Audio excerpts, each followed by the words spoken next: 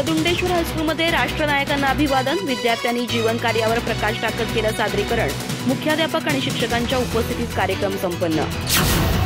गडहिंग्लज तालुक्यातील मुतनाळ येथील श्री दूरदुंडेश्वर हायस्कूलमध्ये लोकमान्य बाळ गंगाधर टिळक यांच्या पुण्यतिथी आणि लोकशाहीर अण्णाभाऊ साठे यांच्या जयंतीनिमित्त अभिवादन कार्यक्रम संपन्न झाला.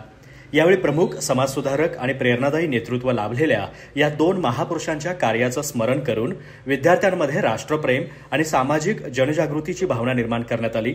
या कार्यक्रमाचं उद्घाटन प्रशालेचे मुख्याध्यापक शिवाजी अनावरे आणि उपमुख्याध्यापक बीजी कुंभार यांच्या हस्ते प्रतिमा पूजन करून करण्यात आलं.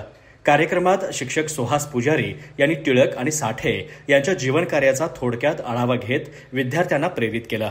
विद्यार्थ्यांनीही उत्स्फूर्तपणे सहभाग नोंदवत टिळक आणि साठे यांच्या कार्यावर सादरीकरण केलं. सादरकर्त्यांमध्ये स्मिता पाटील, सृष्टी मुर्गे, सरस्वती झमरी, श्वेता गवळी, समर्थ चिणगी, निखिल मुर्गे, वैष्णवी काळाई, शिवानी गवळी आणि संग्राम घाटके यांचा समावेश होता.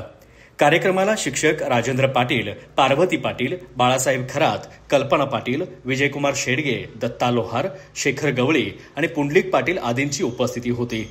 विद्यार्थ्यांना प्रेरणादायी विचारांची शिकवण देणारा हा कार्यक्रम यशस्वी ठरला.